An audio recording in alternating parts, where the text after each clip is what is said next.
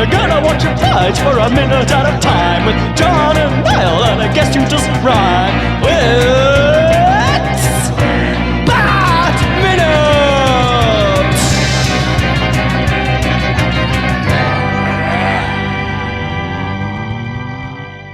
Minute! Hello everyone, and welcome once again to Bat Minute of the Phantasm.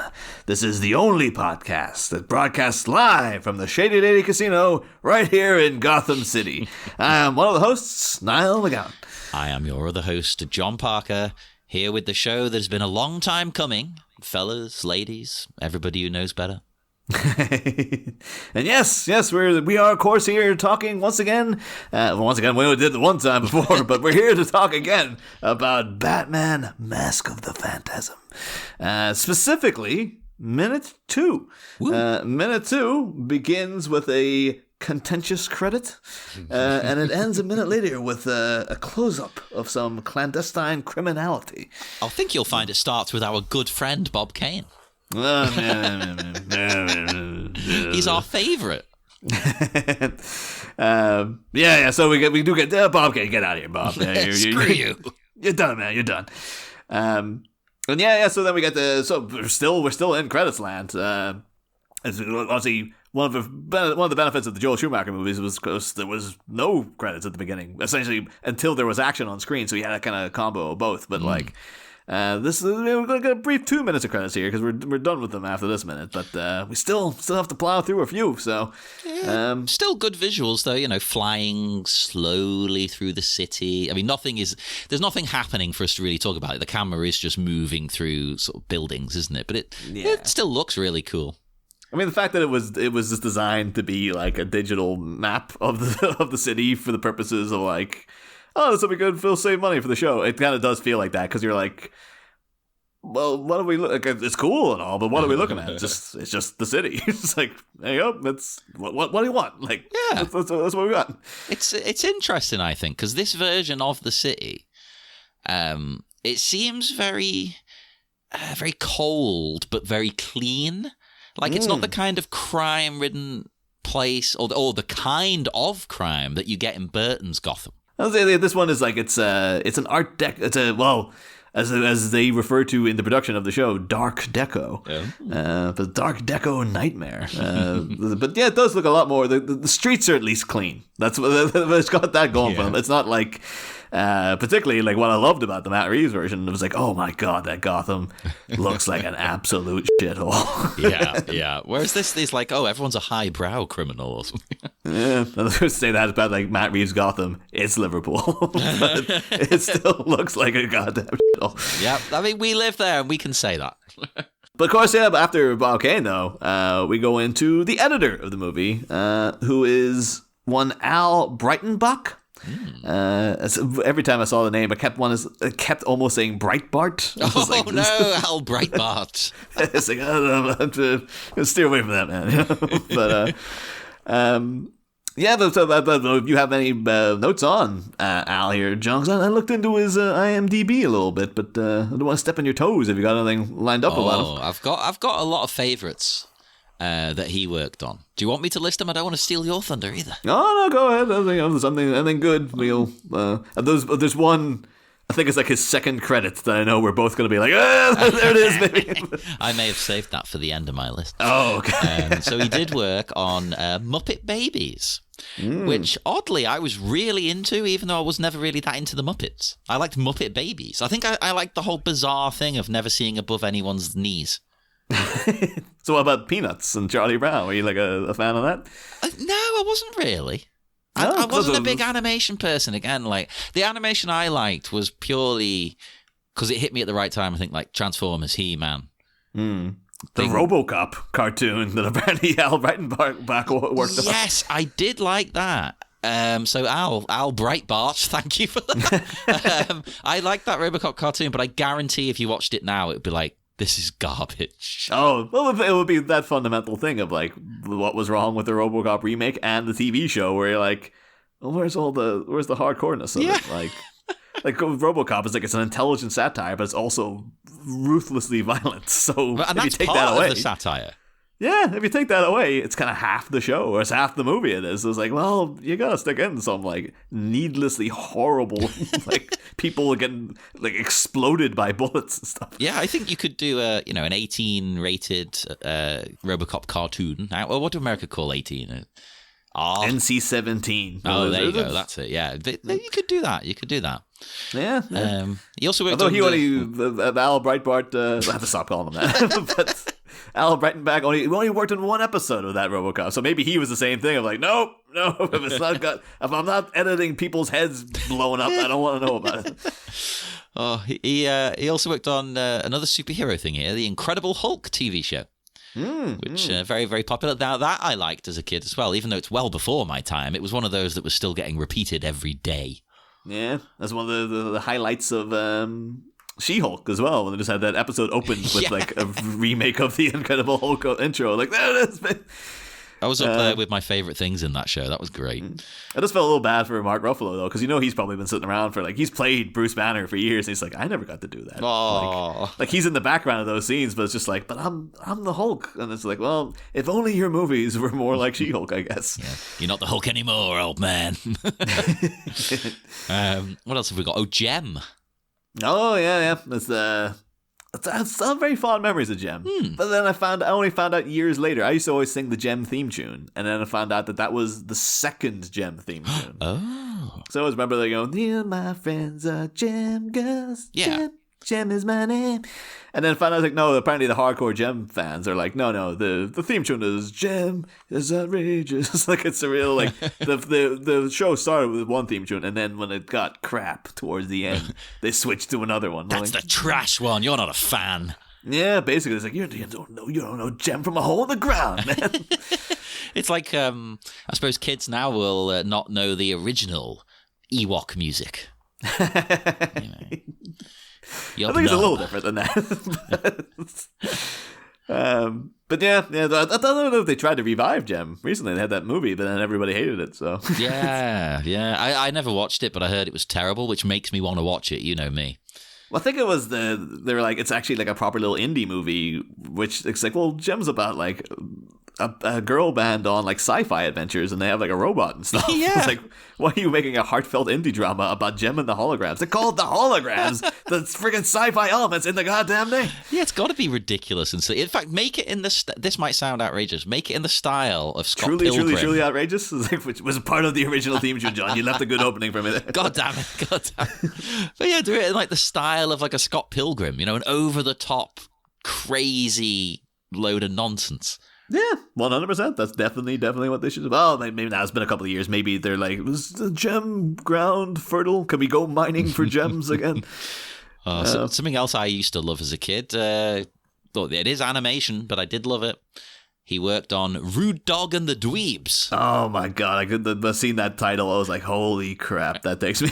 Rude Dog and the Dweebs. It was amazing. Yeah. That is the most 90s. Even though it was released in 89, it's the most 90s freaking idea. The most white 90s TV show ever. And, it's one of those, right? I loved it. I did.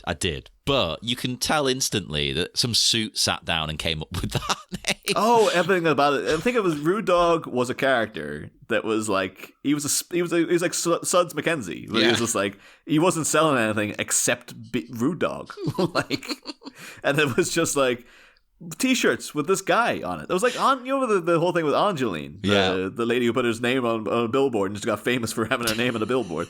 Rude Dog was the same idea. It's just like it's a dog. It's rude. It's radical. It's Poochie basically. He's Poochie, just not crap. Well, yeah. It probably was crap, but I loved it. I don't care. Oh, the fact that it's called Rude Dog and the Dweebs, John, should be indicating that it's crap. I bet. No, actually, I'm taking it back. I bet it was amazing, Niall. I bet it's better than Batman the Animated Series. Once I seen his name was on there, I went and looked at the intro again because it's been so long, and the intro is like a very low energy Rob Paulson, who of course did Yakko Warner, famously did Raphael in the original TMNT. Yeah. His name is Robert Paulson. Every time I have to say it.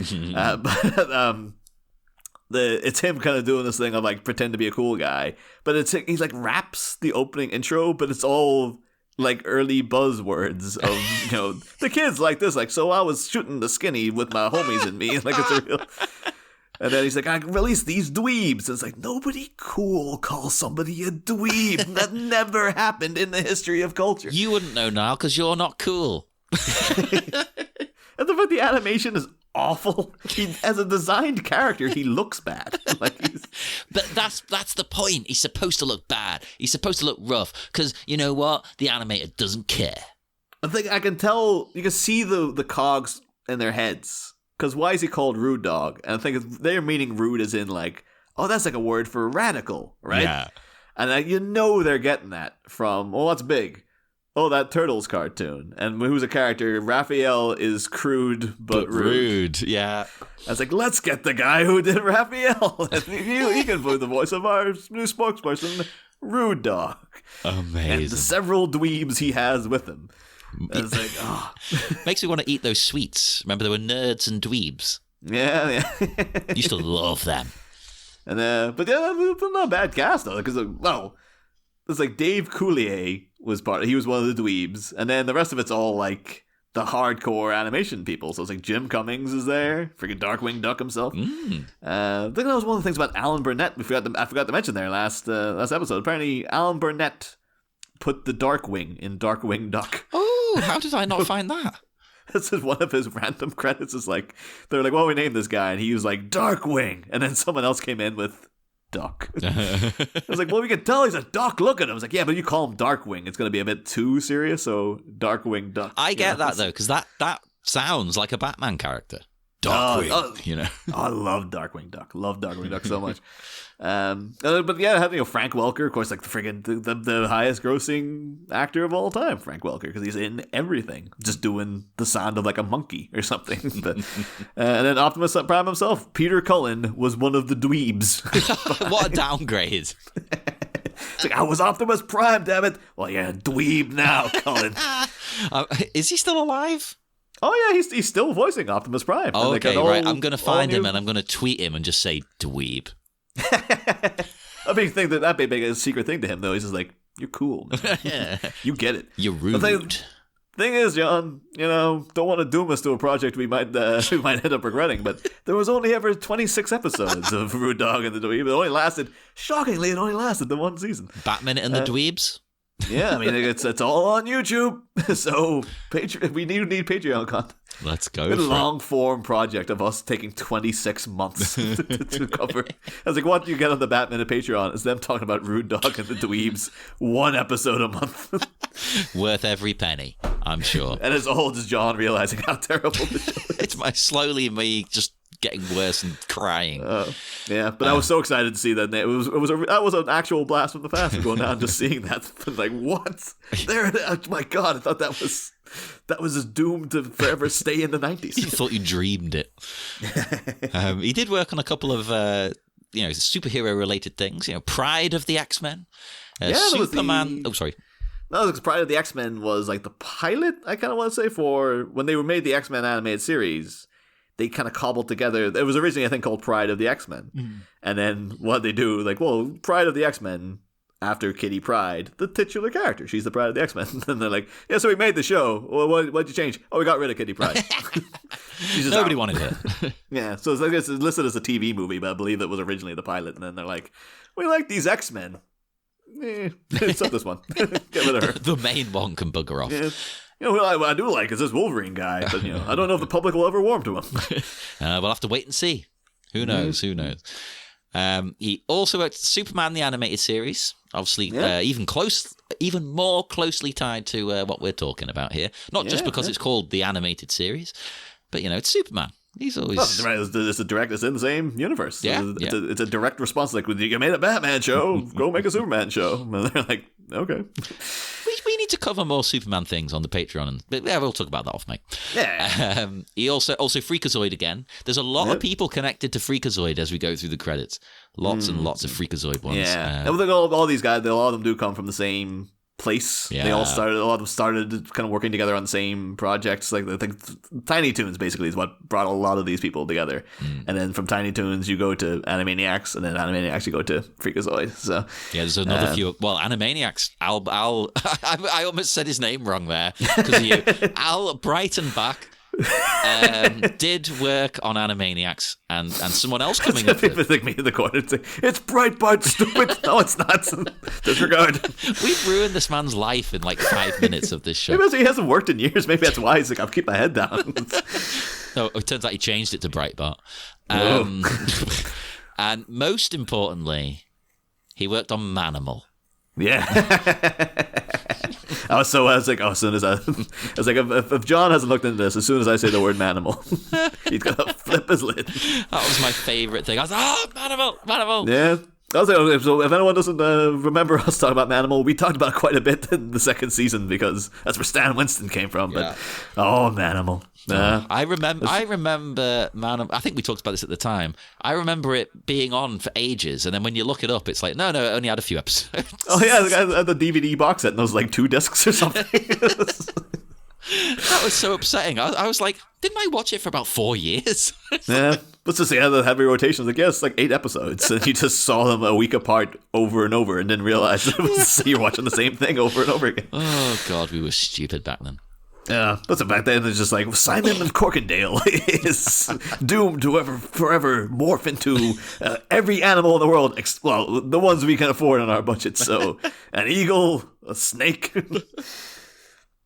But animals eagles just, and snakes mixed together. What do you get? Eagle fang.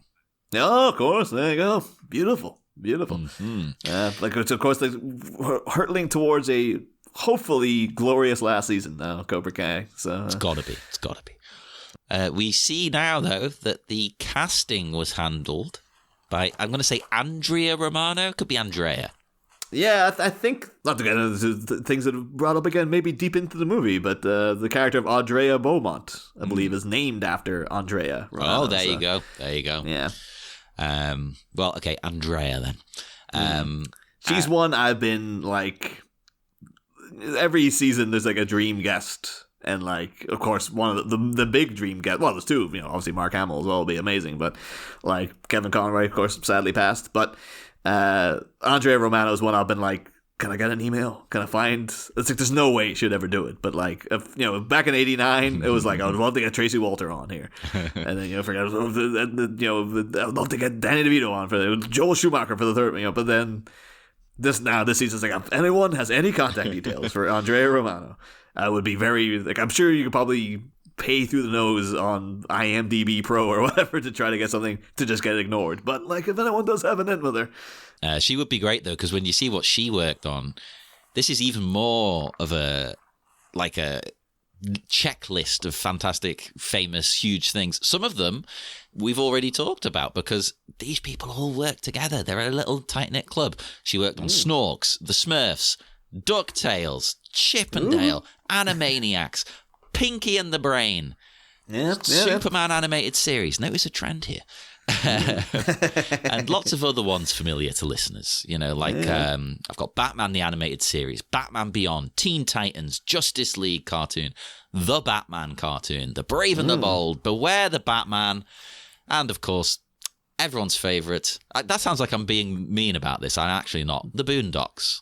I didn't mean it to sound like that. I just meant it to sound like, well, it's not Batman. Well, it is weird, like, because I know they did that, the Brave and the Bold and stuff, like Bruce Timm and Paul Dini worked on that show as well. But it's just weird that they're like, you guys made this amazing Batman show. Do you want to come work on this other one? Like, yeah. Like Andrea Romano just come in and been like, okay, so it's just, I'm not working with the same people, but I guess you're a Batman now? Okay. I like that, though. You need some consistency, and you also need to mix some things up. You get a good little blend. I like that, yeah. And that is, what a list of things to work on. Holy crap. Yeah. I think Andrea will pop up throughout the season quite a bit, though, because she's got she's very open in interviews and stuff. So there's a lot of tidbits about her to sort of pepper throughout the show. Of course, one of the big ones, though, is because I did mention in the first episode, I kind of held off on my own origin story of Mask of the Phantasm, and it's because a moment within this minute really cements the movie for me in my mind. Is because like, so I saw BTAS originally, like when it aired back on Irish TV on The Den. It used to be like hosted by Ray Darcy and Dustin the Turkey and Saki, which is a teddy bear with socks in his head, and it was like, what do you call him? Saki. That's, a lot of thought went into that. Yeah, well, we have some Irish people on. I'm sure probably will bring up The Den when they're talking about their memories of Batman the Animated Series. But like, The Den was like actually a great kids TV show. It just had the Irish TV attitude of like, oh, fuck it, just do whatever you want. I was kind of astounded, like looking back now, how like I was watching things that I guess were inappropriate, because I think at the time I'd seen Batman Returns already, and I guess I would have been like 5 or 6 or something. And I just remember catching wind in the TV guide that there was a Batman animated series like on at like 3:30 in the afternoon, and then like I remember one of those classic childhood things of like sitting not on the sofa but on the living room floor, like lying down looking up at the TV. And I remember distinctly the first episode I saw was Be a Clown. It was one of the Joker episodes. Great episode, still to this day. Well, most of them are all great. Right. Hooked you immediately. And I just remember it being like, oh, like I was like, I know Batman, but it was just been like, oh, this is really different from Michael Keaton Batman, or the Batman from the movie. For one, the Joker is not a portly 52-year-old man. Like he's like a thin young guy. Not my Joker. and there's been Batman, but like, oh, he's like really big and muscular and stuff. Like the introduction have been like, oh, that's that's kind of what Batman is classically thought to be. And then from that, I was just remember falling in love with the show, tried to watch it as much as possible, and was just properly hooked on it. But in the way that all kids were hooked on cartoons, you just watch it when it was on, and it was amongst freaking Tiny Toons and Animaniacs and all these Angry Beavers and things like that.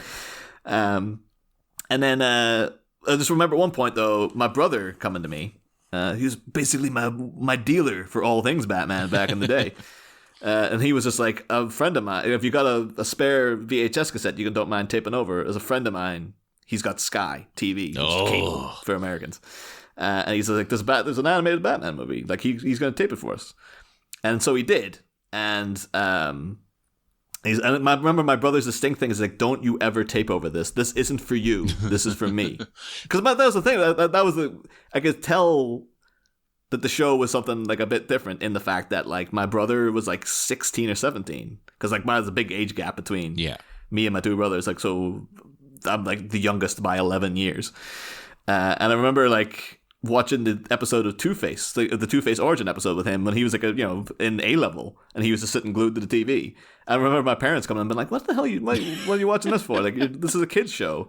And my brother been like, "This is better than anything you're watching. Like, this is like whatever you're watching out in the kitchen, Neighbors or whatever. This is better than that." So that instantly would pique your interest. Like, wait, hang on a minute. You like a cartoon? And I just remember that distinctly that episode, because at the end that ends with like Harvey Dent coming out, and it turns around, and you see the flash of like the freaking Two-Face face, and then the kid been like, "Holy Christ, what the hell!" Like it was so grotesque. And then it's like, well, that's end of that episode. Come back next week, kids. You're like, we have to wait a week to see what happens next. And so but he comes back, and then the video he has is Mask of the Phantasm. And the weird thing is, to this day, my brother has not seen Mask of the Phantasm. He never watched that video, but I watched it all the goddamn time. Seriously? What? Why would he not watch it? Yeah, I don't know. He's just like, I keep telling him, it's like, you have to watch it. It's amazing. He's a massive Batman fan. He's just like, I'll get round to it. He's just got this thing. He's just like, oh, no, I'll get this sometime. But no, I'm in no rush to see it. Like, I keep telling you, man, it's one of the best ones. He's like there opening night for The Batman. He's like, of course I'm here. I'll go to a 2 a.m. screening to watch a 3-hour movie. I don't care. I was like, well, why didn't you watch the 75-minute movie that you had the opportunity to watch freaking 20 years ago? He'll watch it on his deathbed and turn to you and be like, Niall, it sucks. But yeah, the thing was, though, the guy didn't get it exactly on time, so the opening credits weren't there to Mask of the Phantasm. And so I think it came in the middle of like, we'll be getting to next week, friggin' Chucky Saul running away and stuff. So when I just knew that would be the movie. And then, obviously years pass, and Batman goes out of the cultural ether for a while because of Batman and Robin, and me growing up. And of course I went through people know me, famously went through kind of a movie snob phase in my teens where I'd only watch sort of high end, the things that were rated 5 stars. You know, I think everyone has that. Anyone who's really into movies, you have a brief period where you're a jerk. Yeah, and you're just like, oh, I wouldn't watch that. That's all for children. And I remember the only time I ever kind of ebbed on it was like X-Men 2 coming out. It's like, well, okay. It's like, I'll go to watch that because I did enjoy the cartoon. And the thing is, though, if Batman ever did appear, I would have it kind of like, well, I do like Batman. But the thing, it was probably just gone for like several years. Like the animated series was on, Batman Beyond was there, but because of school and stuff, I would only ever catch it occasionally. And it was sort of Batman was sort of out of reach. The Justice League show was airing in the early 2000s. Didn't get it on Irish TV. I don't think. I think it might have got it on Sky or something like that, but I didn't. That just, again, didn't enter my radar in those years. But then, of course, 2005 rolls around. And the guy who directed Memento, the high-end art, the acclaimed art house kind of thriller, Memento, he some hack. He wasn't noted back then. But yeah, he made a Batman movie, and I was like, first time hearing of it. What are you talking about? It's like, I could go see that. The guy who made Memento made a Batman movie, and went to that in the opening sequence. I think I've told the story a bunch of times, but like literally the opening couple of seconds of like the bats swarming across the screen and just seeing the symbol for a second, and I was like, oh my god, and just like was like, okay, I'm 100% back in and all things Batman again. And between then and of course the following movie was a little thing called The Dark Knight. I was just ravenous, so that's when I started reading like comics I'd missed, like The Long Halloween, because I was in university at that point. I could go out and buy things that I couldn't buy as a kid. As I would have read Arkham Asylum back in the day, but that's only because my brother bought it. Anything he didn't buy, I couldn't get, basically. So, and then at one point, it hit upon the idea of like, oh, that Mask of the Phantasm movie was really good. You must be able to get that somewhere. You go out to any supermarket now, you'll fall over the DVD of Mask of the Phantasm. Yeah, I've seen it. Back then, it's always just there. It's always thrown amongst the kid stuff. So you'd be like the Berenstain Bears next to the Mask of the Phantasm. Like, these things don't really fit together, but okay. That's crazy you mentioned Berenstain Bears, because I didn't bring it up last minute, but someone last minute worked on Berenstain Bears. The way these credits are going, it's freaking probably all of them did. Let's see, who was it? Martin Pascoe. No, Pesky Pascoe. Yeah, worked on Berenstain Bears, yeah. But yeah, and then so what I had to do, because it wasn't out on DVD at that point, I had to buy the VHS. So I went on eBay. One of my first eBay purchases as a student was to go on and buy a VHS of Batman Mask of the Phantasm. And clunky old VHS showed up. And the thing was, I was just like, okay, so, throw this on here. And the movie starts, and I was like, I never saw the opening credits to this. And it was just a weird thing of like, it has that big, so I kind of had a moment. I was like the Vince McMahon meme of kind of like the. You just progressively. Yeah, and then it was just like, I think at that point I was a bit like, okay, that's cool. It's a bit almost silly level dramatic, but whatever. But that sounds a bit like the old theme tune I haven't heard in years. And then the vocals reach their end. I just remember it just does that. It breaks into the instrumental. Bah, bah, bah, bah. And I remember, again, much like when that swarm of bats came across the screen, hearing that old music I hadn't heard in so long was just like, oh, God, there it is. That's the Batman theme. I used to love this show. And then just go from that and just have this really, like, ecstatic experience to hear this, that shift from the vocals into the instrumental part was so powerful to me. Even that, making notes for it today, I was like, there it is. It's so good. Whoop, there it is. Yeah. And then, whoop, the Addams Family. There it is. Yes. Of course, that'll be one for the Patreon listeners there. Hell yeah. But yeah, so that, and then, of course, the rest of the movie followed, and you're just like, oh yeah, I remember Mark Hamill was the Joker in this. And then you see him in the movie, and you're like, holy Christ, this guy was really good at this part.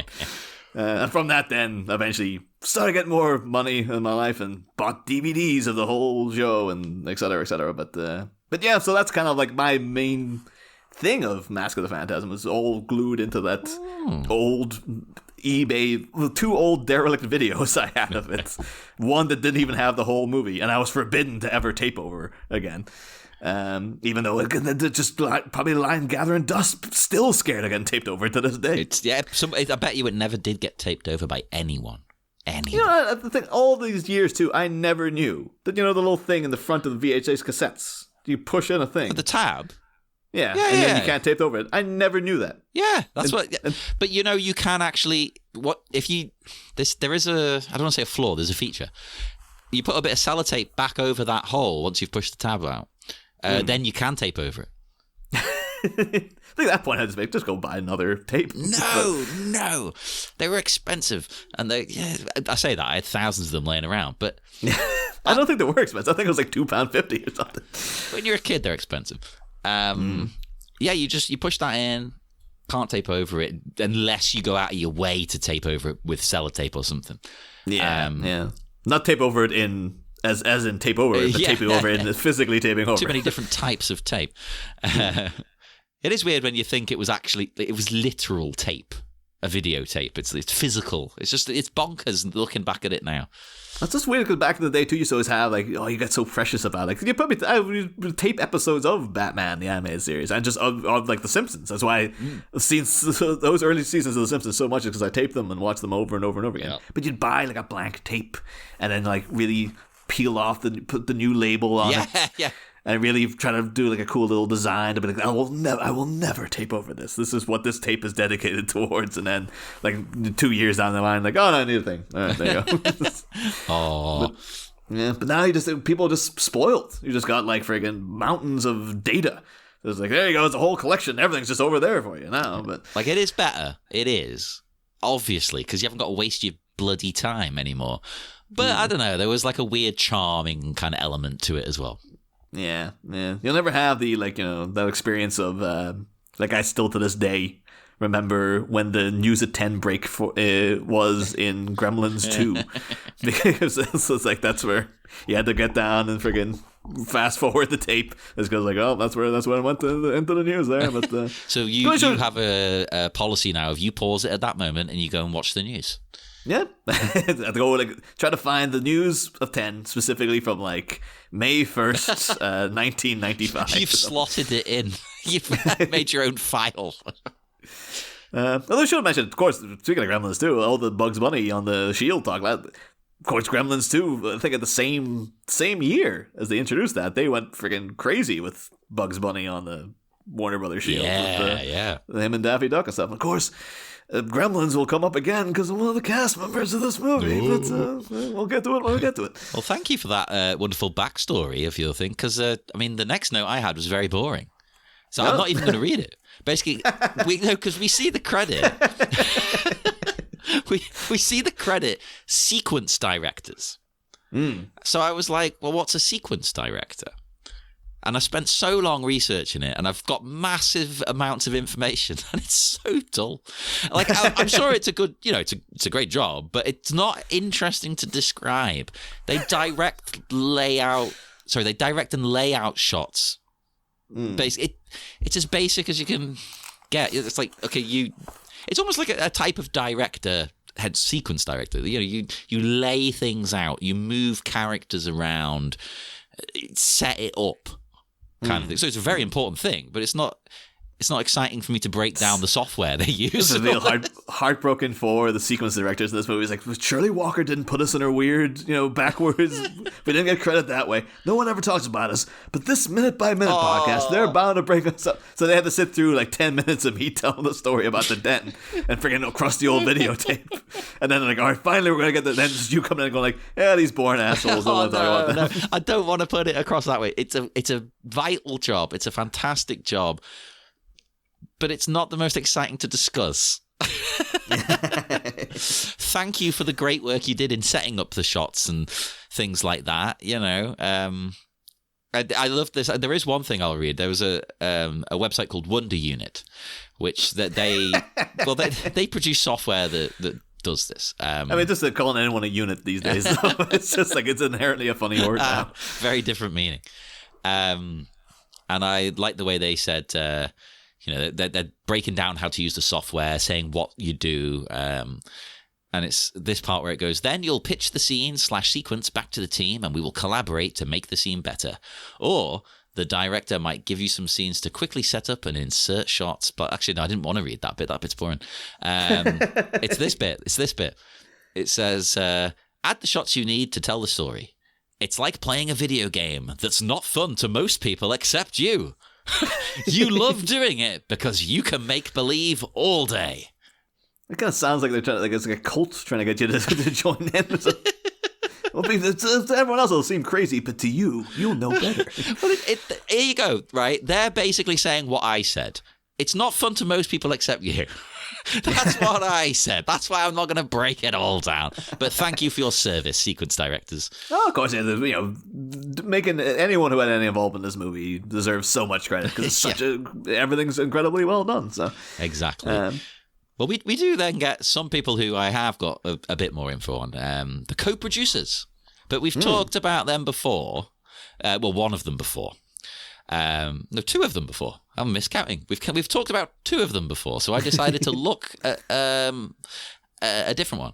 I picked Eric Radomski. Yeah.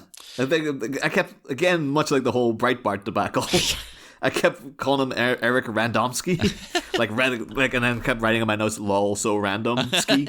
And yeah, Lol, so random. It's not about throwback. There's the mid 2000s for you right there. Yes. Now this guy, he is a producer, director, and creator on this whole project.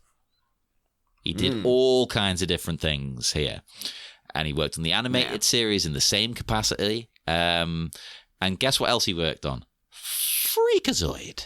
Did he work on Animaniacs or Tiny Toon Adventures? I actually didn't write either of those down. Doesn't mean he didn't. Oh, my God. I don't write all of them down because people work on too much stuff. I write down the ones that interest me. Just imagine this guy coming in now to set a Freakazoid. He's just been like, tell your men they work for me now. This is my animation studio. They want work for a Freakazoid. A Freakazoid. I think this is the most anyone's ever said Freakazoid in about 30 years. Maybe we should cover Freakazoid. I don't know. Yeah, we'll do We're it. going to be a palate cleanser after freaking Rude Dog and the Dweebs. He did do Spawn, the animated series. I didn't remember there was one. Weirdly, before even doing any research in this, I randomly heard people talk about the Spawn cartoon from the 90s. And I was like, what? There was a Spawn cartoon in the 90s? I'd never heard of that. When I was researching this and I looked at the intro, it did sort of come flooding back a little bit. I was like, oh yeah, this was a thing. But off the top of my head, I would have said no. I thought, look, it kind of, everything about Spawn kind of has the vibe of, like, it might have been like a more, what do we call it, like, Adult Swim, that kind of, like, that, it's what we call it, Aeon Flux, that kind of, like, it's, it's aimed towards a kind of teenage to university age audience. And especially boys. Yeah. I think I liked it back in the day. I liked the movie, even. I hate the Spawn movie. I won't like it now, I guarantee you. I liked it then, but now I don't want to disparage it, but you do get the vibe that it's like for edgelords, right? Who wear like Punisher t-shirts. Oh, totally. 100%. It's also too just like, well, it's a bit like Venom. It kind of looks like Venom. It's like, yeah, but it's got hell. He's dealing with demons, man. Yeah, you wouldn't understand. And of course, freaking Todd McFarlane is the guy who created Venom. It's like, I got gooey black and white guy. What do you want from me? That's what I got. This one's got a cape. It's very of its time and to a certain audience. I'm surprised the incels haven't really got into Spawn. Maybe it's due to Redux. Yeah. Freaking because Michael J. White, of course, Gamble from The Dark Knight, he was, of course, have to always mention every time, Black Dynamite. Yeah. Black Dynamite himself played Spawn, and he's still looking freaking great. So you could just make Spawn 2 now and be like, same guy. If anything, he looks better. Dynamite! Oh, it's so just like, I think you brought it up several times though, John. But like, would love for someone to do movie by minute of Black Dynamite, but you can't have white guys doing it. No, absolutely not. No. It's such a tightrope walk of like, come on. So members of the the people of color out there, please do consider, for my benefit, just making a movies by minute of Black Dynamite, please. I mean, I'll even pay to host it on Sleepy Charlie's network. I'll pay the fees. Just come to me. Yeah. But yeah. So I don't think it was ever. I don't think it was on TV. That Spawn cartoon. I think I might have been like, oh yeah, it would be like I remember getting really frustrated with there was a Street Fighter 2 the movie. Yeah, that's actually really good, genuinely. Yeah, people to this day, people think it's the best Street Fighter movie. It's like, I remember dying to see it as a kid, and you couldn't get it anywhere because it wasn't on TV and it didn't come into any of the local video stores. So it was just like tough. Like, nowadays I go find that in like 2 seconds, but back then it was just like seeing all these cool pictures of it and been like, but I love Street Fighter, I want to see this. Aww. And then like, no, we got a Street Fighter movie for you. It's got Jean-Claude Van Damme. The Street Fighter movie we have at home. Basically, that's exactly what it is. It's like, I'm saying it now, though. It's just like, oh, it's got Raul Julia. And it's like, actually, on paper, this should be amazing. And it is amazing, just not in the way they intended. Yeah, to be fair, Raul Julia is amazing in it. But then it's like, oh, Ming-Na Wen's Chun-Li. It's like, on paper, that's amazing. Why isn't this movie any better? What else did he work on? I've got a few. Shaolin Showdown. You remember that? No. It's mid 2000s. So I mean, it's after your time of watching things like that. But I think because I was going out with someone who had a younger brother, so I did see Shaolin Showdown. He also, I mean, I'll just read a couple. I'll just blitz through these. He did Ultimate Spider-Man, Avengers Assemble, Hulk and the Agents of Smash, and Guardians of the Galaxy. That was a crossover between Hulk and the Smash robots from the old adverts. How do we describe that to Americans? Smash is like an instant mashed potato, which was advertised by like alien robots. Yeah, and it's also disgusting. It's, to this day, too, my dad is like, oh, just make some Smash. It's like, dude, I didn't eat Smash when I was 6. I'm not going to eat it now, okay? I'll be honest, even though I loved those adverts, right? Never eaten it. Oh, it's awful. It's absolutely awful. Doesn't taste like potato. Oh. Well, no, it's fair. I haven't tried it in decades, so maybe the finesse the formula. I assumed it would be illegal in Ireland. Yeah, it would be considered a spit in the face. This is also like, when the ceasefire was on, once the Good Friday Agreement was signed, we're like, oh, everything's cool, and then they introduced Smash. And it was just like, it was the next phase in the assault. It's like, this seems like this is like some sort of low-key insult they're throwing their way, but they wouldn't risk the IRA's wrath over this. We sent it there to like undermine morale. But if you had Smash during the potato famine, maybe you guys would have been okay. Oh, God. But Eric Radomski has continued to be successful. Do you know what he does now? Does he work on Freakazoid to this day? He's the CEO of Smash. No, he is the senior vice president for Marvel Animation. Oh, nice work if you can get it. Yeah, and he's been that for a very long time now. That's not the thing. You always forget like the Marvel cartoons because they're not as acclaimed as the DC cartoons. But then when you watch them, they always have they're always pretty good. Yeah. So it's like, I don't know, the Marvel they've spent so much time building up the live action movies. It's feel a bit bad for the animation department because like it's just like, well, we're doing the Lord's work over here, people. No, that is a good point though. They're far less well received, like critically acclaimed. I mean, obviously, a lot of people would talk about the X-Men cartoon back in the day. Tried to rewatch it recently. Not good. It's not there. But I mean, a few Spider-Man ones were big, but on the whole, no, DC definitely ruled the animation roost. Mm-hmm. Oh, you got there was always crossovers. There was a Fantastic Four cartoon. There was an Iron Man cartoon. But they're always sort of like, meh, Yeah. The only really good one was the Silver Surfer. And that's because that took the Batman approach of being like, well, it's not really for kids. Yeah. It's Silver Surfer. If you ever watched, you can get it all now on Disney Plus. It's great because it's basically like this philosophical sort of Tarkovsky-esque like drama, a sci-fi drama about a guy who is like, his whole thing is like Silver Surfer is the herald of Galactus, but he's been brainwashed into doing it. And so then when he remembers his previous life where he agreed to be the Herald of Galactus so Galactus wouldn't eat his planet. Yeah. So that he would go off and find uninhabited planets for Galactus to eat and then Galactus wiped his mind, so the Silver Surfer just goes off and just finds Galactus normal planets to eat, and has killed billions of people by doing this. He remembers all this, and then the whole kids' cartoon is just the Silver Surfer been like, do I even deserve to be alive anymore? Like, what? How can I redeem myself? There's like an episode where he's put up on trial. This sounds awesome.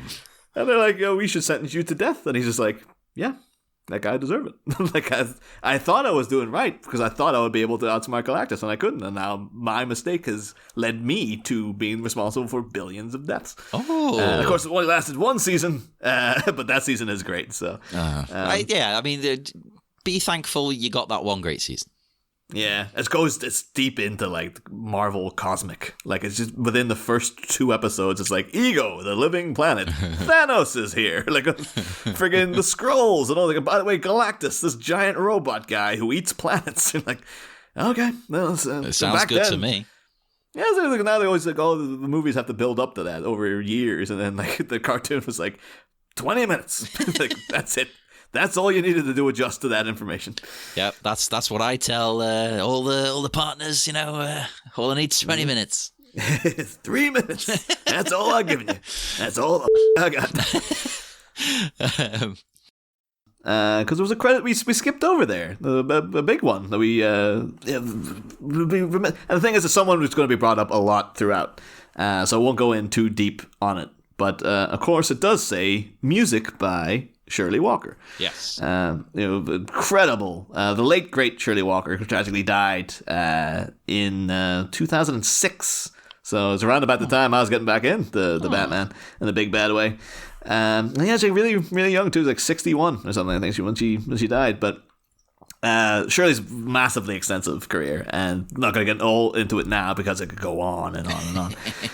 But yeah, she was, of course, won 2 daytime Emmys for her work on Batman, and she composed an original score for each episode, which is like unthought of at the time. Yeah. But like Warner Brothers were just like, they didn't expect them to be like, yeah, do that, because back in the day, cartoons was like, yeah, just you just have standard tracks you just play in the background. Yeah, you just slot them in. Yeah. Yeah, it's the same thing. Freaking Scooby-Doo. Again, we'll just have that like same music would just play over every episode and stuff. But like Shirley Walker's like, I want to do a full-on, like, intricate soundtrack to each episode. Is that okay? And the Warner Brothers suits were like, great, yeah, go do that. Which is kind of still a little bit shocking, but they did. And yeah, basically, so she comes from, she started off as a piano prodigy back in the day. And one of her first big projects then was that she played synths for Carmine Coppola when he was writing the music to Apocalypse Now. Oh, awesome. Yeah, and so if you listen to the soundtrack to Apocalypse Now, it does sound quite dated, but in a great way. I love the synth work on Apocalypse Now, but there's very distinct. I know some people really criticize it, but like, it really adds to like the ominous atmosphere of the whole thing. And there's just, I remember always thinking like, oh, it's a really cool bit of music. This squeaky keyboard goes like, but like, oh, it's an awesome bit of music. And so, back in the day when I was a teenager, it's like you couldn't track that really because I didn't have access to the soundtrack. Yeah, that'd be, and there wasn't just people uploading random crap to YouTube. Yeah, well, nowadays you get that. Yeah, less than 5 seconds. You can find that on YouTube. And I believe it's a song called "The Delta." If anyone wants to look it up. But yeah, the person squeaking those keys was one Shirley Walker back then. And the thing is it's notable that she was an orchestrator and conductor for a lot of stuff. So if you read articles on there celebrating their life and stuff, they go like, what's quite common for composers to do is like they'll write the thing, and then because they're off doing other stuff when they're recording it, someone else comes in and conducts it. Oh, and I found that out. It really upset me. Well, the thing is, because I think we did briefly mention it many, many moons ago, because one of the movies that she worked on and conducted the music of, but didn't write the music of, was Danny Elfman's Batman score from 1989. So. Yes! Oh, yes, it's come back to me now. Holy crap. Yeah. I think I remember when we were recording that, like, I didn't know that up until, like, the week of recording. And I remember being, like, in the middle of the thing going, like, holy crap, Shirley Walker was on this movie. Oh, that's insane. But yeah, apparently she's really tight with Danny Elfman. So she worked with, as you mentioned in the previous episode there, John, the Flash theme on TV. Danny Elfman wrote that. She conducts it. Darkman, Edward Scissorhands, Dick Tracy, Nightbreed, apparently Tales from the Crypt. They're saying like Danny Elfman would have done the main theme, but most of the episodes, when it's all credited to Danny Elfman, probably was Shirley Walker doing Oh, most of that. And Scrooge, obviously, another one she worked on. Wait, Scrooged? Scrooge, yeah. I didn't know if you said Scrooge or Scrooged, so I was just checking. It always bugs me in the movie. The guy's like, Charles Dickens' immortal classic, Scrooge. It's like, it's not called Scrooge. It's called A Christmas Carol. I assume that's part of the joke, but I don't know. But although we went on talking about Scrooge with our good friend Sean German, and another movie he covered that we didn't like so much, National Lampoon's Christmas Vacation, music also conducted by Shirley Walker. Hey. And weird enough, the music was composed in that by Angelo Badalamenti. Even better. Another great musician. You know, got the Twin Peaks, all the music for Twin Peaks and Dream Warriors and stuff back in the day. But like all these people, all these great people, they're all dead now. Oh no, that one really got me, Angelo. Oh no, that was a real. Again, that one too is just like, well, Lynch, you know, you're not getting any younger, man. Like. Probably imminent, right? I know. That's why. I know. Like he'll occasionally say, like, "Oh, maybe we're not done with Twin Peaks. Maybe we are. I don't know." It's like, but make a decision either way. Jesus Christ. Yeah, but yeah, she worked on Ghoulies. Oh yeah. People of course remember the VHS cover of the weird puppet crawling out of a toilet. That's all I ever knew of Ghoulies up until. Did you put it on once? Yeah, we watched it, like, quote unquote. We kind of talked over the whole thing, but we kind of got the gist, you know. I watched Ghoulies in a bar last night. The sound was off, but I think I heard the gist. I think I got enough of the gist from Ghoulies from the box, to be honest. Yeah, I think that the box was probably like, I think we've said enough. Yeah, you don't need to watch it. Just look at the box. It's fine. Yeah, but yeah, so one of the big things, to usher in our Everything's Connected, is that Shirley Walker is known as the second female composer to earn a solo composition credits for a major Hollywood score. The first was a lady called Suzanne Ciani. Suzanne Ciani does mostly sound effects in a kind of bizarre way. I love the way my first thought there was she does sound effects as in like the guy from Police Academy. No, tragically not. But Suzanne Ciani, apparently she was like weird things. Like she did, she's credited with doing the back-end vocals and the whooshing sound for Afternoon Delight. Oh, ethereal whooshing. Okay. Yeah, but Starland Vocal Band. They suck. This is Starland Vocal Band. It's 30 years have been on top, and then like now just synonymous with two jokes, like one from Arrested Development and one from The Simpsons. And now every time their name gets brought up, I think of maybe singing Afternoon Delight with Michael Bluth, and then realizing how horrifically inappropriate it is. And then also Homer going like, get a tattoo, it preserves the things you love. Starland Vocal Band. They suck. It's so good. But the thing that she earned her the first solo female composer credits was for a movie called The Incredible Shrinking Woman. And we've mentioned that movie before because it was the directorial debut of one Joel Schumacher. Mm-hmm. So everything's connected, baby. Everything's connected. And that was a classic convoluted one. So, I mean, we finally do finish our flight through the foreboding and fearsome city. And we see a casino called The Shady Lady. Now, what makes you shady, lady? Is she a lady of the night? Is she a criminal? Do they mean shade the way drag queens do? She's throwing shade, baby. Yeah, what makes her shady? Yeah, that's noticing that giant friggin' neon sign too. It's like putting Joel Schumacher to shame. There's that much neon. That is pretty wild. There's the fact too, it's like it's next to a water tower. Speaking of Animaniacs, but like it's like water towers are usually pretty big, but it looks tiny compared to the sign. So like, holy moly. Yeah, unless it's like a special thing just for the building. But even then, it's a huge building. It's like a skyscraper. Yeah, so you don't need tons of water. It's pretty weird. Yeah, the Shady Lady, I thought, like, well, it's kind of... I don't know if I would go into a casino called the Shady Lady Casino, because it kind of makes it seem like they're gonna send out a lady to seduce you and then blag you into losing loads of stuff somehow. That's what they do. Yeah, it's gonna be like, well, hey, look at the sign. Like, what do we tell you? It's right there. They're upfront about it. Wouldn't you prefer that? Like, come on, we all know what's going on here. It's fine. Plus, you might be in the market for a shady lady. Mm-hmm. But the sign took my notice, and also that bridge was baffling to me. Like, you see between the car park, It's like a and the wooden building. plank. It's a thin. Like, I know Mark Hamill's in the movie, so he's brought a bit of Star Wars with him. But like, Not no one rail. railings on it. Yeah. No, and it's just like this long. It's like freaking running that guy tightroping across the Twin Towers or something. Yeah. Like, it's so high up. There's no other ones. I thought it was very like, I get why it's there. If I was going to knock anybody, I'd say that like, they realized too late on that like, oh, we need a bridge there because of what happens in the scene. Yeah. And so we had to just draw in quickly, like, there's a bridge there. Also, just between these huge skyscrapers, there's one thin bridge that you can only walk along. You can't even get your car across it. No. It's just walkable. It's very strange, very peculiar. I don't quite get it. Yeah. Yeah. And make Batman go, like that shady lady casino sign and also that weird bridge. Might want to keep an eye on what's going on in that casino. That's the only reason he may or may not turn up soon. But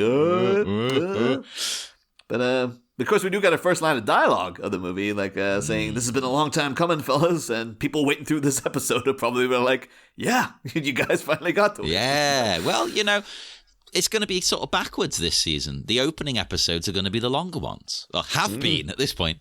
But the end's not going to be as long as usual. We think that though. You never know, John. You never know. There's not as many things for us to talk about at the end. Like, it's spread out differently, I think. But I mean, that's an interesting way to end the minute, isn't it? This has been a long time coming, fellas. Like, ooh, what is it? Yeah. I assume it's crime. I don't know. Yeah.